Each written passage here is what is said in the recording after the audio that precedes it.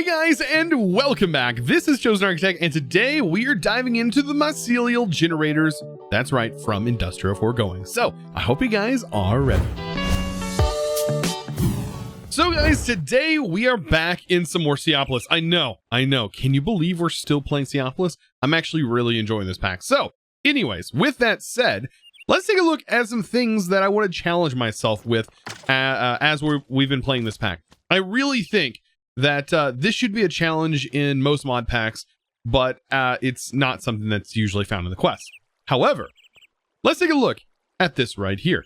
All of these generators look very familiar, right? Because they are sort of pulled from extra utilities, and all of those generators that extra utilities would have that you can automate and get them all running, and they would generate tons of power, right? So that's basically the same thing here, right? This is the same sort of scenario. We have these generators, and if we get them all running, they can generate a lot of power with the mycelial reactor.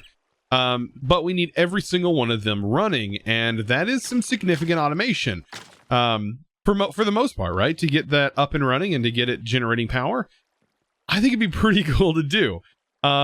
So I would like to challenge myself before we finish this pack. I would love to challenge myself in completing this.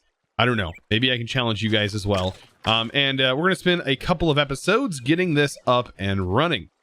So what are we going to need, and how we're going to get this working? Let's take a look. So first of all, we can just go ahead and pull all of these to the side. I don't think actually the biofuel generator is considered one of the generators. So all of these generators, every single one. I mean, we're honestly using a couple of them. All of these have to be doing something. How many are there? 2, 4, 6, 8, 10, 12, 14, 16, 17 technically? Is there really 17? Does the I don't think the biofuel generator actually counts. The more I look at it, it's not called a mycelial generator. So let's just go ahead and remove that. I'm assuming that that's the case. That actually saves us a little bit of work, if so. So we should have 16 of them, plus the mycelial generator, which I believe is what can detect the mycelial, I don't know. It's sort of like an organic network is what it says. Mycelial, I'm assuming that is meaning by fungus, and like mushrooms and stuff. They have deep like expanding roots. So like mold and stuff has like crazy root systems that are almost microscopic. You can't really see them. So I'm assuming that's what that means, like deep rooted in the thing. Anyways, enough of the nerd stuff. Let's go ahead and think about how we're going to automate these. So the rocket one, it just needs rockets, I'm assuming. All these need advanced machine frames, which I'm not too concerned about right now. We'll get all those set up soon. So we have the regular metallurgic one, which this takes liquid meat, which we'll get from a mob farm. We have to feed liquid meat to this. So we'll set up a separate, we'll basically take one of our mob farms that's underground and we'll convert it. That shouldn't be too difficult to do. And then we need to feed it some sort of ingot of a certain kind. Okay, so that's not horrible. I'm wondering if we're going to get to something that we can't really do. Now the next one is the crimed. So this is going to require some sort of growth, which we can actually grow these fungus. So this stuff is all possible. We can actually grow these inside of a pot. So all of this stuff can potentially be fed to this. And it does look like it lasts a while, 20 seconds. It's pretty good. The rocket one, it's not showing me a recipe because JEI doesn't like rockets. So if this does receive rockets, that's going to be pretty easy as well, because it's just gunpowder and paper, right? Hopefully it doesn't need specific fireworks. Now the death mycelial, hopefully this doesn't have the same effect as the extra utilities one, where they would put like a death ring around and you would get this death effect. So we could feed this bone, or we can honestly feed it wither skeleton skulls because we have so many of them, and it would last 10 seconds and generate 20 RF. So that is a possibility. However, maybe setting up some rotten flesh and farming stuff would probably be a good idea. Collecting resources. That actually reminds me, I should probably have this, instead of trashing mob drops, I should probably actually have it storing mob drops somewhere. Yeah, that's probably going to be a good idea. We should probably do that. Now, the pink mycelial generator, this just needs something that's considered pink. And I believe we can just throw pink dye at this. Does pink dye just work? If not, we can just have a automation that's dyeing something that we have a lot of, right? Anything that is considered pink basically can go in this. Pink dye. Does this have a use in here? Yes, it does. So pink dye lasts 3.5 seconds and generates some power. So yeah, we're going to be generating a lot of power with this. So the halitosis one requires dragon's breath. This comes from dragon scales. This is not something that is... Actually, it is automatable. 100% we can automate this. We just need a few of these. This is doable. And the regular dragon scale doesn't require any upgrade or anything like that. Huh. It is a very small chance, but it is a thing that can drop. So this might be something we'll definitely work on. Frosty generator, that just requires some sort of ice, pretty simple, or snow. Explosive TNT, pretty nice. Or we can even give it gunpowder. That's interesting. I think TNT would probably be more efficient. And then we have the Ender, which gets an Ender Pearl, pretty simple. And a disenchantment, we could just basically throw enchantments at this. I think we can use the enchantment factory and just enchant books and send it into here. They do last quite a bit of time depending on what we get. Or we can just rip them off of mob drops, which is probably going to be another better option. Let's see. And then we have the Culinary generator. Culinary generator seems to be pretty straightforward. The better food we put in here, the longer it lasts. And then the Slimy generator is going to require us to milk a cow and get put slime balls in here. Now, to milk a cow, we can just use an animal rancher. That's pretty tame. Yeah. Animal rancher seems to work. Okay. And last but not least, we have the furnace generator, which can burn any type of coal. Oh my, wow. Okay, look how long that lasts with an Insanium block. It only gives you 80 RF per tick, but that lasts a long time. And we can feed this any type of fuel. Okay, so how are we going to do this? I think the best way to set this up is going to have everything automated inside of a compact machine. It's got to be a compact machine. That's honestly going to be the best way, I think. And I think I have an empty spot to drop this. Now, also, once we get more power, we're going to be upgrading these bad boys. These laser drills, believe it or not, they can do more. You can actually have this spread out. And I think you can even fill the interior with laser drills, so long as everything get power. And you can have like a 3x3 on the outside of this, or 5x5, I think, of laser drills. It's pretty crazy. I always thought that you can only have 4. No, you can have a lot more than 4 that's powering this thing. This range is where this can be, like, so long as this block is within this thing's range, it's gonna work. Which I think is just insane. And honestly, you could probably fit, I'm guessing, multiple laser bases in here, and they may all function. I don't know if that works either. That's kind of a thing to think about. Here I am talking about things that I know nothing about. So let's go ahead and get a compact machine frame and get to work. We have to get everything set up. So I'll do the maximum size right there. And we'll just work with this maximum size reactor, or like I'm going to call it reactor because we're going to be using it to generate some power, which I'm kind of excited about. I'm going to place this right here. Why not? Okay, so things we're going to need. We're basically going to need to transfer our wireless network. Actually, we have cross-dimensional, but we still need to transfer our network into here, regardless of us having power. So I'm going to go and get all that stuff ready to go. And then we're going to start making some of these machines. So at the moment, I have slowly started working on getting the machines made. But I went ahead and switched over the mob slaughter factory because, as you remember, we're going to need liquid meat. And this is the best way to farm that. And I also need to go through, and with these ender chests, yeah, I'm going to have to figure out a way to pull out all of the items out of these chests. Or at least most of them. And I think the best way to do that is probably pop this, drop it in your chest, and then make sure the items are routed here. It's not going to push the items out incredibly fast.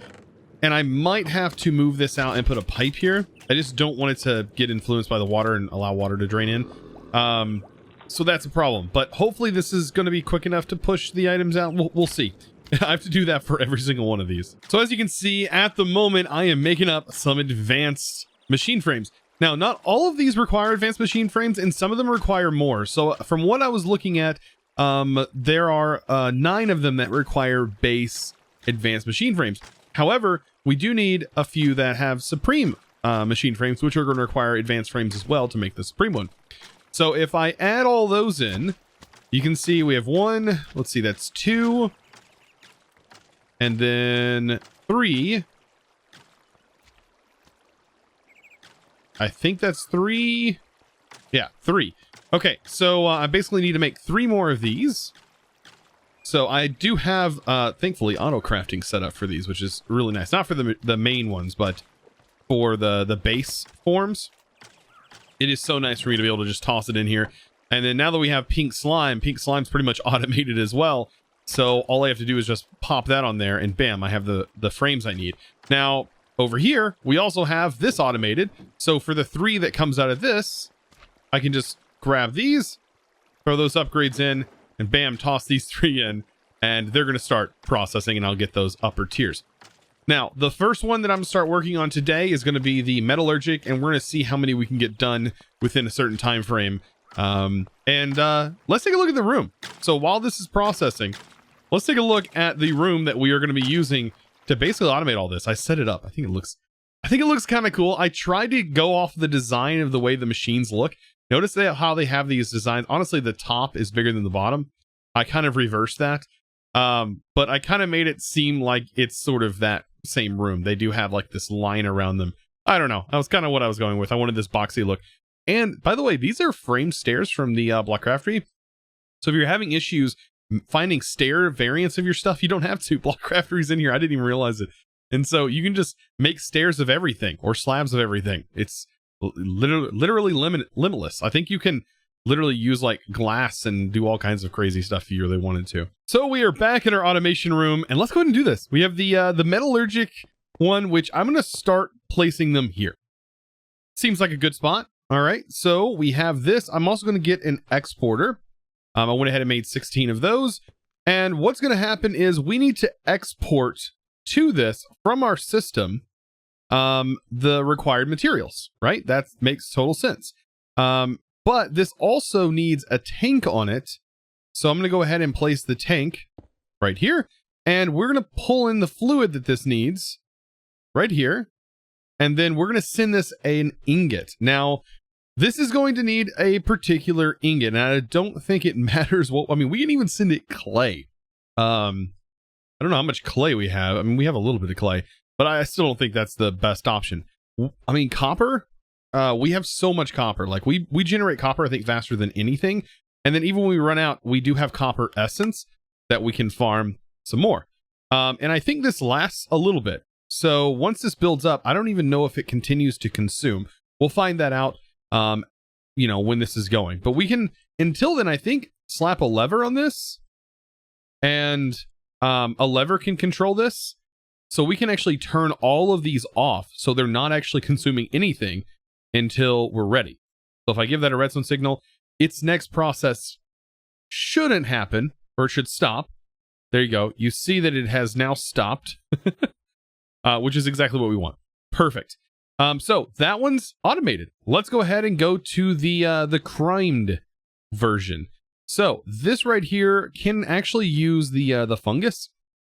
And I was looking, and the fungus is actually pretty doable. We can also go with nether wart as well if we wanted to. I don't know. Warped, let's see, can we make these? I think just going with this is going to be the best solution. This has a crafting recipe, and so we can just make that. And it seems to be fine. We could also make this. They're both the same. Yeah, I think we should go with that. Because we can make those crafting recipes. However, I do have to make that actual crafting recipe. But the same thing's going to go under here. We'll set that up. and we'll hook it into the cable. Also need to remember to slap this on here. And then as far as this goes, we take a crafting upgrade, which I made a few of those, or at least I thought I had them started. There we go. We'll go ahead and get those made now. We need to place a crafting upgrade in this, otherwise it will not function. Now we got to go back home because we have to get that crafting recipe done first before we can allow it to go further. So with the fungus made, we're ready to rock and roll. All we have to do now is set the fungus to go into here, right? This, let's save that, and then we could drag that into here, right? Maybe? Doesn't this allow you to drag in? Yeah, it does. There we go. So we have it dragged in. That is going to be crafting. You can see it is running. It is going to generate power, but I'm going to turn it off. Now, with it generating power, we also need a way for the place for this power to go. So I am going to be hooking up advanced cables to this, and those will be able to send our power all over the place and hopefully take it all into a plug, which will eventually go into our battery. Okay, so let's talk about this one. This one's going to be a little bit different. This is the rocket one. I'm assuming we can just auto-craft rockets if we tell it the recipe. I've actually never bothered, like I've never done that before. So and JEI doesn't show you the recipes, so I'm assuming you can just create a recipe for it. I hope. I don't actually know. So things we need for a rock, plus I don't even know if a rocket is going to work. It doesn't even show the available recipes. So paper, which we're going to need to craft, which we have. Paper, and then gunpowder, right? And that should craft a firework. Okay.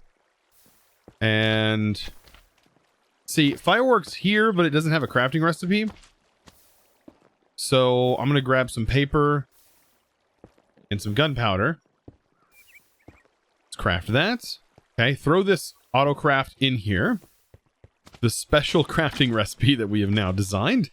And this is just a regular, like slow flight one. But does that work? It does work. Okay. And it only lasts 5 seconds. So it is a 5-second timer on this. It does generate quite a bit though. But will this autocraft? I think it will.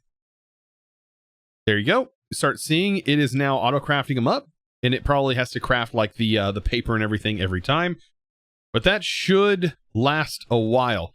And yet again, let's shut this off. Now this generator I'm kind of scared of because in extra utilities it used to generate an aura around it, or an effect ring around it, that if you walked into that area, it would give you an effect that was called like death. And after that effect wore off, you died. Like it was like a timer, and it didn't matter what you did other than drinking milk. You would have to drink milk in order to remove that effect. Otherwise, you would just literally expire. You would die in game, which is kind of crazy. Now, the death generator can run off a few things, and I'm assuming that rotten flesh is probably going to be our most effective thing to use in here, as we are going to have rotten flesh. Like we're going to have more than enough rotten flesh with me turning on the mob farms. So if I just put this, oh no, it does have an effect. Oh no. It gives us a tick effect. Like it is hurting us. But if I turn this off, it should be fine as soon as it stops working. These do stop working, right? Come on. Turn off. I'm waiting for it to turn off. Why is it not turning off? I may have to change things if it doesn't work.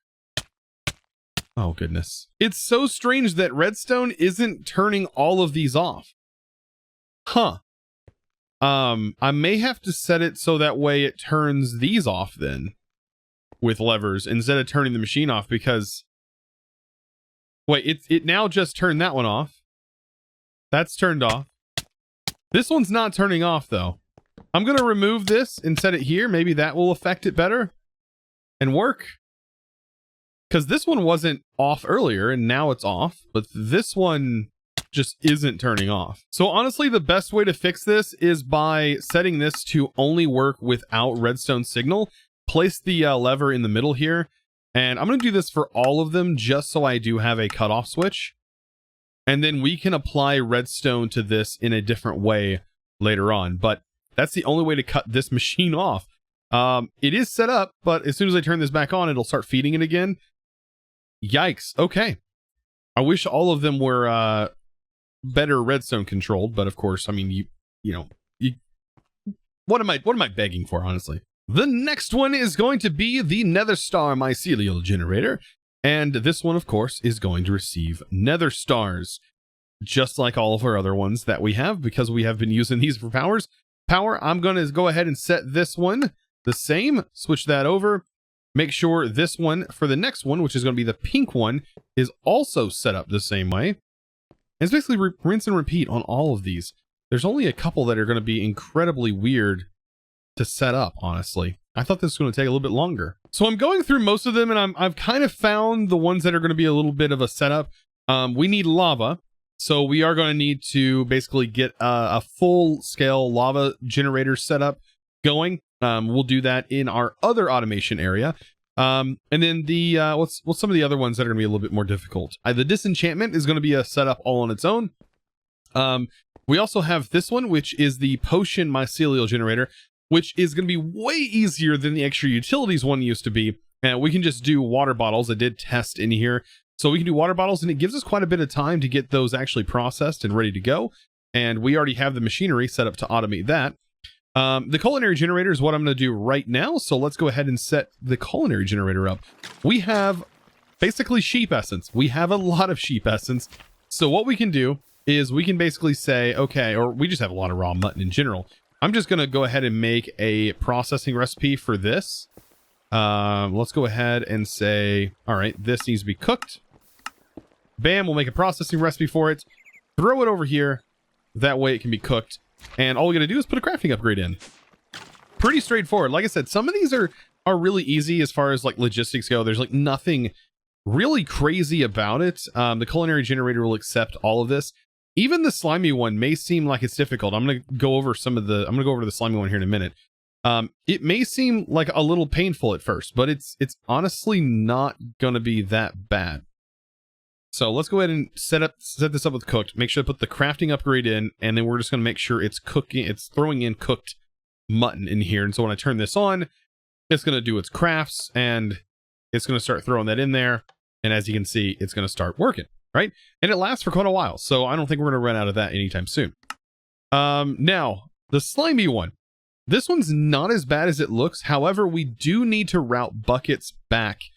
And let's see. We need to feed this two things. We need to feed it slime. And luckily, this can actually feed multiple things. We can export multiple things to this. So one thing is a slime. And we can also feed it milk buckets, I do believe. I don't know if we can feed it milk buckets the way I want to feed it milk buckets. It looks like it needs milk as like a fluid in a tank. Let me see. Bucket. And we have a bucket of milk. Because we can actually craft a bucket of milk, by the way, with cow essence that we have. Let's see. Oh, I placed it in there. I did not mean to place it in there. Can I scoop it out? No. All right, let's grab another thing of milk. Can I put it in there? So this does not have a way for me to put this in here. So this makes it a little bit more complicated. Let's see. What kind of user do we have? We don't have a clicker anymore. Huh. How are we going to be able to get fluid from a bucket source into a tank? I mean, this is an option. It's not a bad option. And we can have more than one of them set up and just have it all piped to it. I mean, let's do it. It's honestly kind of fun. So let's see if we can do this. All I'm going to need is some trapdoors. I think this is the best way to set this up. Trapdoors, and then inside the trapdoors, we'll place our milk bucket jar. And if you've never seen this before, you're gonna be in for a treat. Let's go ahead and place another trapdoor here. This is to keep the cow in, by the way. So we fill this in, and then we drop our cow in. We have one with the mob imprisonment tool, and then we drop an anvil on it. Like, no joke. and it turns into a cow in a jar. I'm not even joking. I'm not even joking. It's literally a cow in a jar, and it generates milk over time. So yeah, this is what we're going to use, and I need to make a couple more of them. So, just for the fun of it, we'll place that in. Cow. There we go. Anvil. Perfect. I love how it just goes pop. Oh, it's so satisfying every single time. It's so good. It's so good. One more. One more. All right, we'll throw the cow. I have one more cow left. Drop the cow in. And there we go. Oh, it's too good. I hope this is enough of them. Like, at least this solves our slime problem. Because this is one of the automation tasks that are kind of weird to automate, that I've always found weird to automate. And it was the slime and the milk one. Oh, man, this is good. So basically, these tanks are going to go above it, and we're just going to pipe into this generator. Just to make this a little bit more quirky, I'm going to set it up like this and route our cables like that so we can see them. Because I do want to put plugs on here, so eventually there will be like probably plugs on each one, or I'll have a cable wrapped around. But yeah, these can all be set to extract. And all of the milk is going to flow into here. Perfect. So at this point, we have most of them automated and ready to go, but we are still missing a select few that are going to require some extensive automation themselves. And well, I think we're going to work on that next episode. So guys, I think by then we're definitely going to get and see how much power this can actually generate. I am kind of stoked to see how much, because I remember the old setup for Mixed Utilities used to generate like 25 million RF per tick, and that was per side of the generator, which was incredibly insane. So I'm pretty stoked to see what this can do, because it's not that difficult of a setup, honestly, and I wish I would have done this a long time ago. So without further ado, I do want to give a huge shout out to the sponsor of today's video, and that is going to go to Skylar Wolf. Thank you so much for your amazing support over on Patreon. And guys, if you're interested in becoming a Patreon yourself, of course, you can find that linked down in the description below. Well, I hope you enjoyed today's video. Of course, if you did and you learned something, be sure to click that subscribe button if you haven't already, and also give this video a huge thumbs up. Of course, I really appreciate it. I'll see you in the next episode, and as always, thanks for watching.